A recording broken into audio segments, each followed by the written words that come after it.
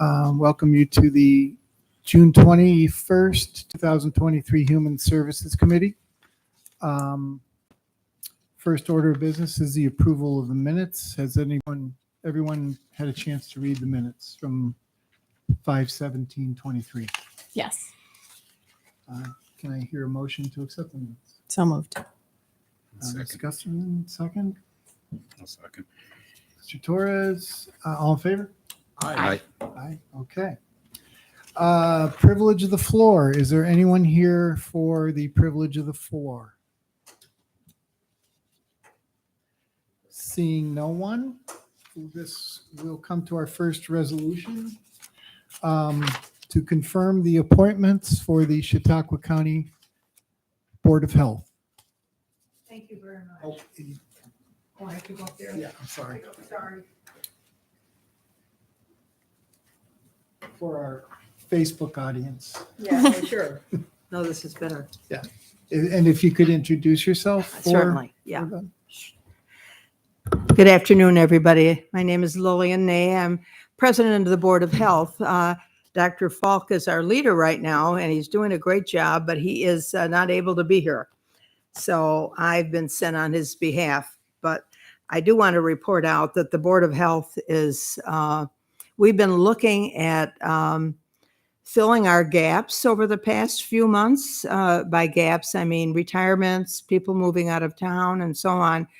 And we were really in need of strengthening our ranks. So we really appreciate the legislature's work in this, as well as PJ and also our board, because they gave some input into the process, which I was really pleased about. There are 5 people that have been designated, and 2 I think you've already approved. One is Rick Ketchum from Dunkirk, Fredonia area, Matt Hanley. And those are the 2 that, as far as I know, you have already approved. The ones in front of us today are Dr. Wolf Dieter Kron and Aaron Pender, Dr. Aaron Pender. And also one more coming down probably in the next month or so is Steve Kilburn from the Chautauqua County Mental Hygiene Department. So these are all very important and needed figures. I don't know if you all know Dr. Kron. He's been a family medicine doctor in Jamestown for many years. He's extremely experienced, extremely bright, and I am personally tickled to death. We don't have to put that part in the minutes, but that he agreed to be part of our Board of Health, because he will be a tremendous asset.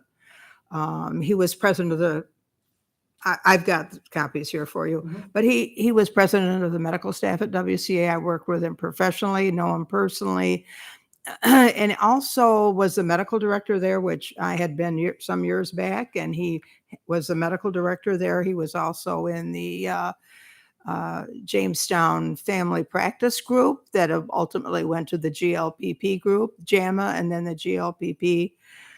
He's retired now, and it took an understanding that he would be greatly needed and appreciated if he would join the board, and he has agreed to do that. So this, I think, is a real coup, and I'm just thrilled. He will bring a great deal to the Board of Health. Great. The next one is Dr. Aaron Pender. We have not up till now, hopefully this goes through very nicely, I had a dentist on the board, and that's important, we feel, and she is practicing dentistry in Mayville.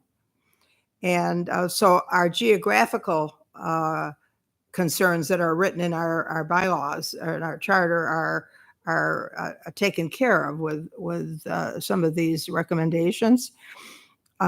She has her doctor in dental surgery, which she got at UB, and also she has her master's in teaching.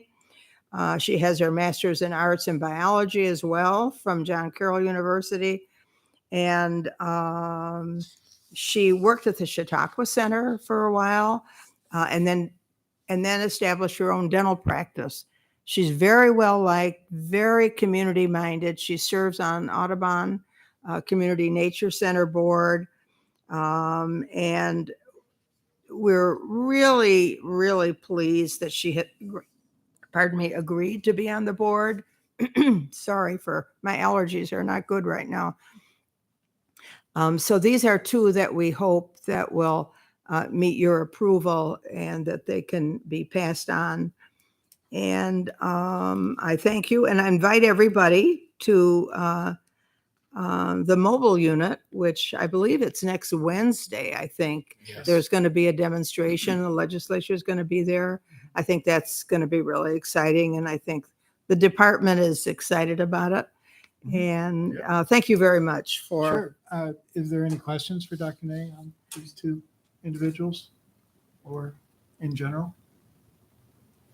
I don't know that the board has gotten as involved in this process as well as all the important people as well. Yeah. But we spent a lot of time trying to see what our gaps were. So I just want you to know personally, I'm really excited about the final composition of the Board of Health. And we only have one more. And one more, One more once the pending, paperwork. yeah. Yeah, that would be Steve. Good, Mhm. good, great. Thank you. Thank you very much. All in favor? Aye. Opposed? And that's good. Thank you. The second resolution is to close Health Department Petty Cash Fund. Is there anyone here to speak to that? The recently retired Kathleen Yes. Dennison. I'm Kathleen Dennison, now temporary Director of Administrative Services for Health and Human Services. This petty cash account was administered by Principal Account Clerk Joanne Toffel. She is retiring effective tomorrow. So we thought it was a very good time to close the account as it is no longer needed. And we also have had efforts over the last few years to close as many of these petty cash accounts as we can, because in most cases we can do the transactions with county credit cards. Okay, any questions? Concerns? All in favor? Aye. Opposed? Motion carries, resolution carries. you. Resolution number, thank you. Recently retired.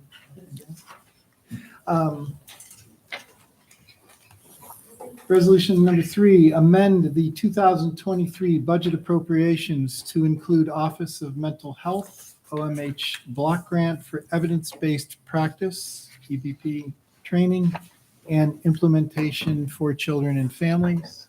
Welcome. How's it going? Good afternoon. Carmelo Hernandez, Chaos Coordinator. No, I'm joking. Director of Mental Hygiene and Commissioner of Social Services. Jackie Visker is actually the Chaos Coordinator. So this resolution here is actually from OMH to it's going to be used to help retain employees. That helps us. It's $60,000 that helps us to continue to pay for their continuing education. So for evidence-based practices that are be used within our clinics and programs. So that's what number 3 is. Okay, is there any questions, concerns? All in favor? Aye. Opposed? Carries. Number 4 is to amend the 2023 budget appropriations to include revenues received by the Opioid Settlement Fund Advisory Board. So this is extra funding from OASIS, which I believe will be in excess of $1,059,000. And what the team has decided to do is to really take what we're doing now and flip it upside down. And yes, given Narcan out, and yes, given training, but we're looking to utilize this funding for real preventative services within the agencies within the county. So we're looking to be just a flow through, but to really empower our county agencies and collaborate with them and providing preventative services for not only adults, but for families as well. Questions? Concerns? Mr. Chairman, if I might, Absolutely. Carmelo, could you expand a little bit about what you would expect the agencies to be doing with the funding?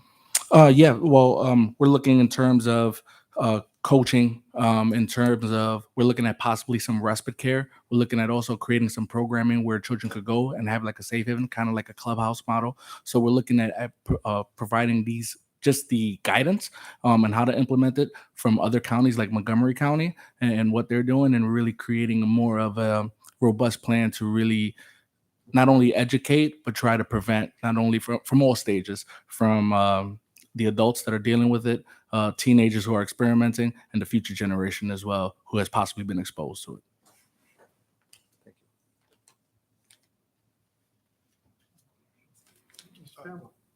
Camilla, how much money is in the funds account for the opioid settlements?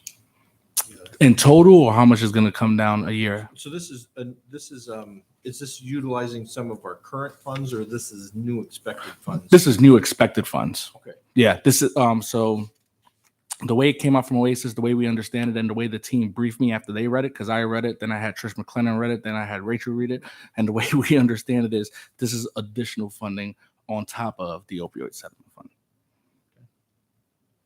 because we were one of the counties identified, one of the 7.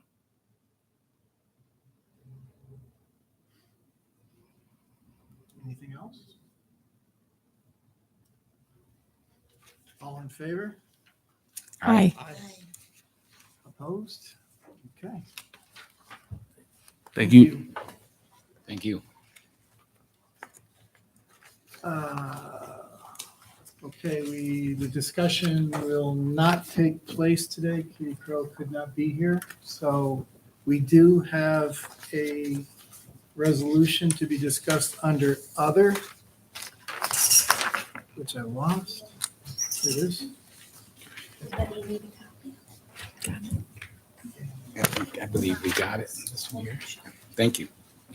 So this is authorizing contracts with Cattaraugus and Allegheny counties for SNAP education programming. Yes, so Dr. Mary Ann Spanos, the director of Chautauqua County Office for Aging Services. We have had a grant with New York State for probably 6 or 7 years now to provide SNAP education. And when it was originally proposed to us, they only selected 3 counties out of the whole of New York State. And they wanted us to, this was new funding that they got from the Office of Temporary Assistance at the state, who administers the SNAP benefits. And so we were chosen for a couple reasons, being able to deliver on new programs and services, as well as looking at the number of people in our county who were not utilizing SNAP benefits. So this is the old food stamp program. So this was particularly a SNAP education program, and they gave us the money and they wanted us to serve Chautauqua, Cattaraugus, and Allegheny County. So when we accepted this funds, and we've been doing the education in all 3 counties, we were under the impression that eventually all the other counties were going to be open to this funding, and that did not happen. And it just doesn't make really a lot of sense for us to continue to send a worker from our county to these other 2 counties. And so we asked permission to be able to share some of the funding. We get about $104,000 a year to provide SNAP education. It's a pretty generous budget, provides a lot of equipment. So we would subcontract with them. We're kind of doing a testing of the waters. It's a weird funding year. It ends on September 30th this year.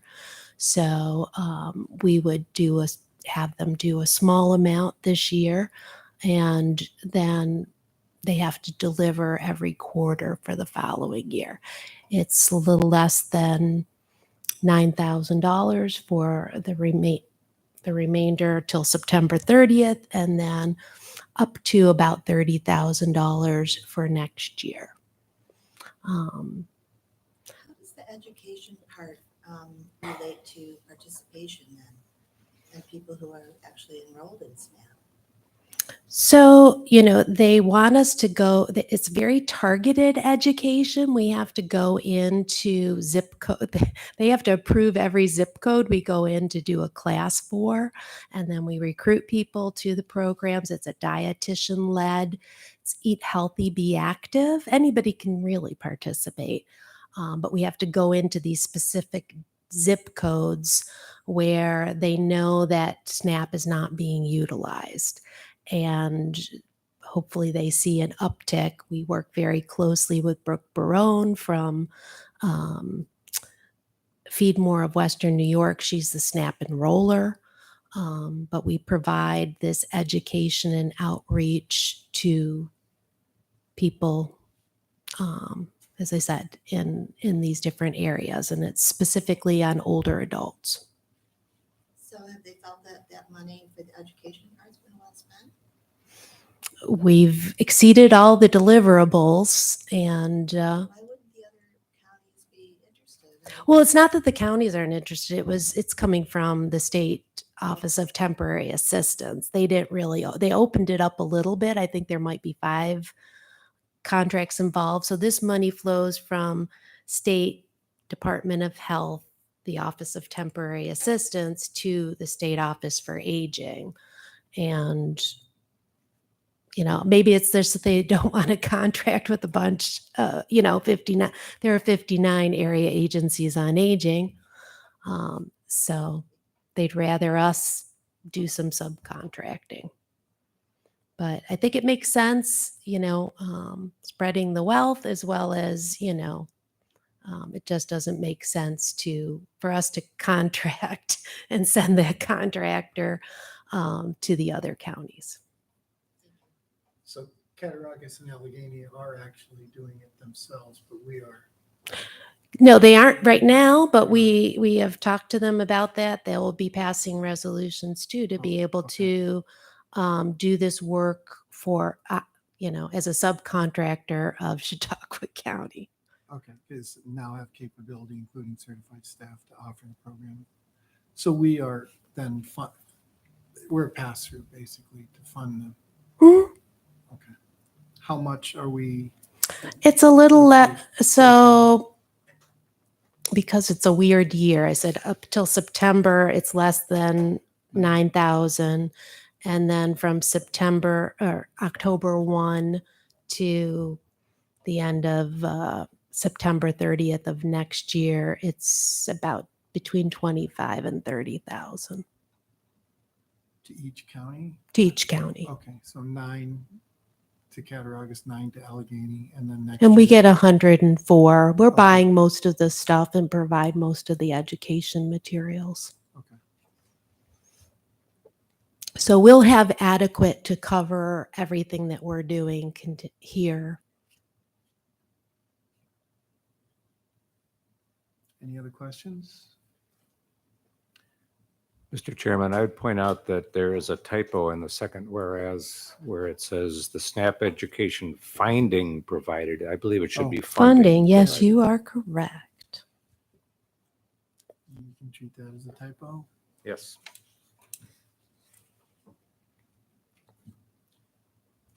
Anything else? All in favor? Aye. Aye. Opposed? Okay, thank you. Thank you. Thank you. Is there any other? Seeing none? Is there a motion to adjourn? So moved. Second. Davon, all in favor? Aye. Aye. Anyone opposed? You're adjourned. Go.